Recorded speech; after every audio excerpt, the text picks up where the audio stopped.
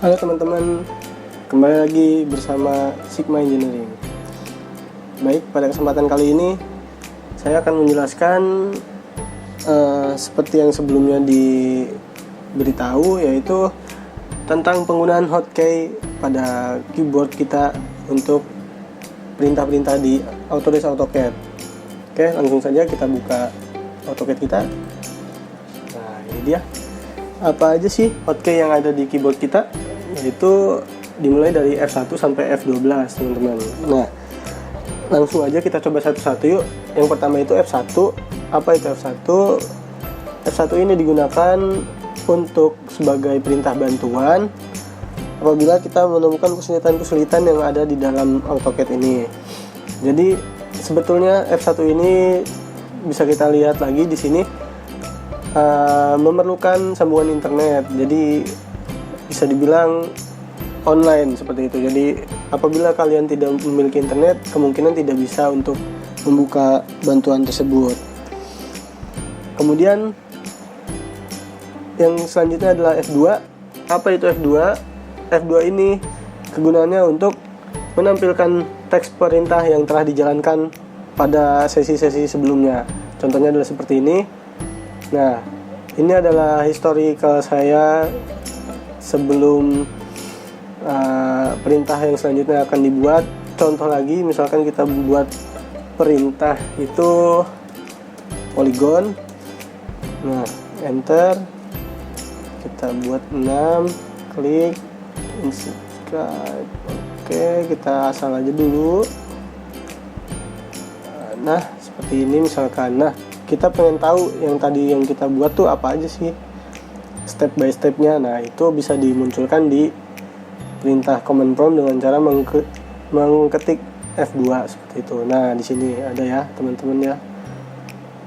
Oke, seperti itu. Kemudian lanjut lagi ke hotkeys yang selanjutnya, yaitu F3. Apa itu kegunaan dari F3?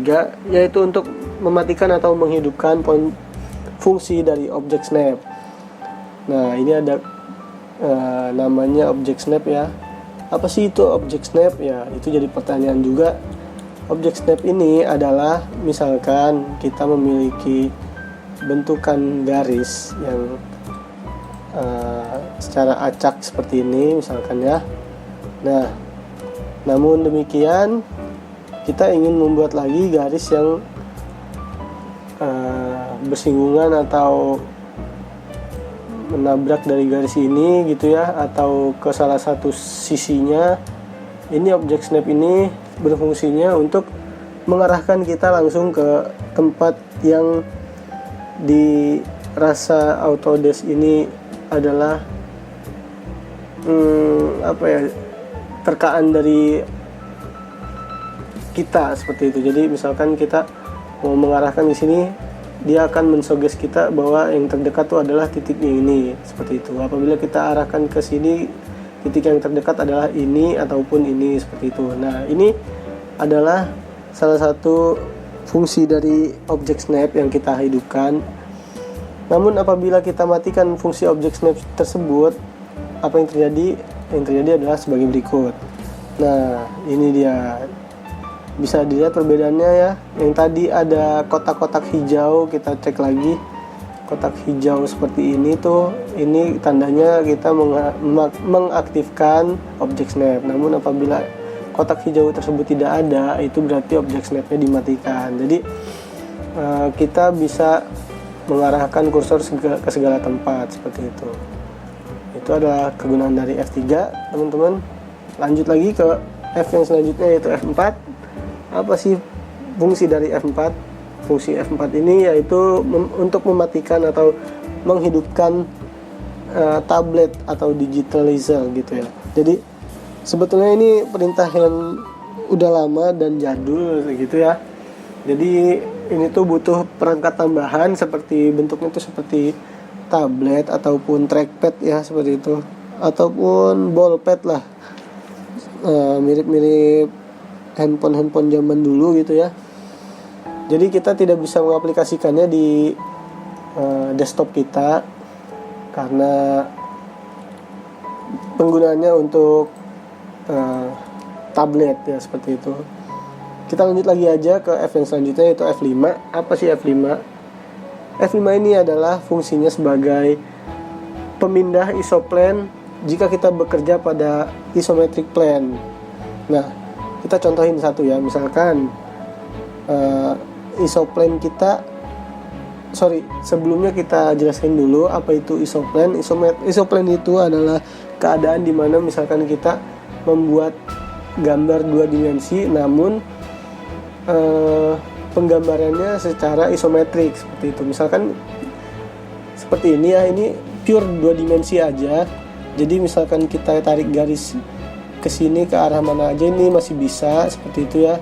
Namun apabila udah masuk ke namanya isoplane, itu tuh tidak bisa berlaku seperti ini. Jadi yang pertama kali harus di setting dari isoplane ini adalah kita masuk ke namanya, kita ketik DS, yaitu drafting setting, enter. Nah, cara mengubah dari 2 dimensi pure menjadi isometrik 2D yaitu ada di bagian sini, dimana di drafting setting ini kemudian ada toolbar menunya di snap and grid, kemudian kita pilih snap type-nya yaitu isometrik. Nah, untuk yang pure 2 dimensi itu ada di rectangular snap ya teman-teman.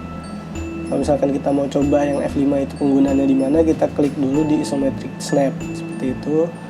Ini banyak juga yang lainnya, nanti akan kita jabarkan juga satu persatu ya di kesempatan yang selanjutnya. Oke, kita oke dulu nih isometric snap. Nah, bisa kalian cermati apa yang berubah. Nah, ini tuh jadi bidangnya seolah-olah 30 derajat atau 60 derajat ke arah yang sumbu X dan Y nya seperti itu ya. Jadi misalkan kita membuat garisnya akan mengikuti bidang plane yang ada gitu. Dan kita klik lagi F5 tadi. Nah, plane-nya juga akan berubah lagi ke arah sini. Kita bayangkan ya, bisa kita bayangkan, oh ini berarti arah horizontal. Kemudian kita ubah lagi F5 nya. Nah, ini adalah arah vertikalnya seperti itu. Kita uji coba aja satu. Misalkan kita memiliki garis ya, garis seperti ini ke arah sini. Nah, ini dia akan mengikuti garisnya itu. Kalau tidak 30 derajat ya itu adalah 90 derajat seperti itu. Kita klik aja, misalkan kita masukkan angkanya 200 mm. Nah, seperti itu 200 mm ke arah sini. Kita ingin membuat kubus ya ceritanya. Kemudian kita klik lagi berarti ke arah bawah, misalkan 200 mm lagi. Nah, kemudian kita klik lagi ke arah sana 200 mm dan kita tutup kotaknya seperti itu. Nah, bagaimana caranya untuk kita melakukan penggambaran ke arah sini ya? Bagaimana caranya? Yaitu dengan kita mengklik lagi, kita ketik di F5. Nah, dia akan merubah orientasi plane-nya menjadi horizontal seperti itu. Kita tinggal masukkan saja input angkanya lagi 200 misalkan seperti tadi. Kemudian kita klik lagi 200. Kita lakukan hal yang sama di keempat sisinya. Ini sebagai contoh aja penggunaan dari isometric snap-nya ini ya. Kita tutup langsung.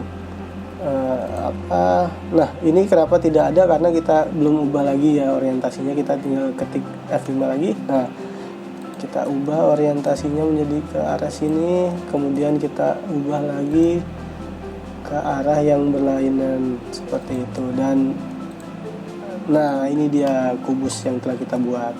Gimana teman-teman? Cukup mengerti ya penjelasannya untuk isometric snap. Jadi isometric snap ini seperti yang sudah dijelaskan di video sebelumnya ya. Ini kita bisa gunakan view cube ini untuk melihat apakah benda ini itu 2 dimensi atau 3 dimensi ya. Jadi sebetulnya ini adalah gambar isometrik. Gambar isometrik itu bentukannya dibuat di atas bidang kerja yang datar 2 dimensi, namun penggambarannya secara isometrikal, yaitu 3D dimensional lah, seperti itu. Hanya sebatas penglihatan saja, tidak tergantung dari objeknya, bukan objeknya yang 3 dimensi ya, hanya penglihatannya saja, visualnya saja. Kita kalau mau lebih jelasnya kita cek aja di sini, kita tinggal klik rumahnya. Nah, apa yang terjadi, dia juga bakal menyesuaikan dan terlihat bahwa ini tuh yang kita gambar tadi adalah bidang datar, seperti itu. Jadi bukan pure 3 dimensi gitu ya teman-teman ya. Jadi kalau kita klik lagi di bagian top, nah dia balik lagi ke arah datar seperti itu. Ini adalah ilusional juga ya, ilusi visual lah, seperti itu. Jadi kalian harus membiasakan juga. Oke, kita ubah lagi settingannya ke rectangular aja lagi biar lebih gampang. Kemudian F selanjutnya itu ya F6. Nah, F6 ini apa sih kegunaannya? Yaitu untuk mematikan atau menghidupkan fungsi koordinat. Kita contoh lagi. Nah, di sini namanya dijelaskan yaitu di Dynamic UCS Off. Kita klik lagi Dynamic UCS On. Apa itu UCS? UCS ini adalah aksis yang ada di sini nih, sumbu X dan Y ataupun Z-nya juga termasuk. Jadi penggunaannya sebetulnya lebih ke 3D dimensionalnya sih. Jadi apabila kita hanya untuk 2D-nya saja itu jarang dipakai ya gitu teman-teman. Oke, lanjut lagi ke F7. F7 ini digunakan untuk menyalakan atau mematikan fungsi grid. Kita bisa lihat perbedaannya pelan-pelan, kita perhatikan. Kita klik. Nah, apa yang terjadi? Nah, F7 ini berfungsi untuk mematikan scaling atau apa ya? Kalau di buku bergambar mah itu ya buku bergaris lah ya gitu ya. Jadi garis-garis yang tadi muncul itu di hidden. Ini dapat kita sesuaikan sesuai kebutuhan kita aja. Apabila kita emang terbiasa untuk seperti ini ada scalingnya, ya kita boleh memunculkannya. Apabila kita merasa terganggu ya kita tinggal hidden aja. Oke. Lanjut lagi teman-teman ke penjelasan F8. F8 ini digunakan untuk menyalakan atau mematikan fungsi dari orto. Nah, orto sendiri itu apa sih pengertiannya? Jadi misalkan kita punya garis lurus. Nah, ini tuh kalau misalkan keadaan begini, apabila kita gerakan kursor ke arah atas dan ke bawah, si garis ini tetap tidak mau berubah dan dia hanya mengarah ke arah horizontal, ini berarti tandanya orto kita sedang aktif. Namun apabila kita matikan orto kita, yang terjadi akan seperti ini. Nah, ini dia ortonya apabila kita nonaktifkan, jadi kita dapat bebas mengarahkan kursor kita ke arah mana saja dan garisnya akan dapat digambar sesuai dengan keinginan kita dengan menggunakan sudut-sudut tertentu, seperti itu ya. Oke, lanjut lagi ke F9. Apa itu F9? F9 ini berfungsi untuk menyalakan atau menonaktifkan fungsi snap. Pembahasan yang selanjutnya itu F10.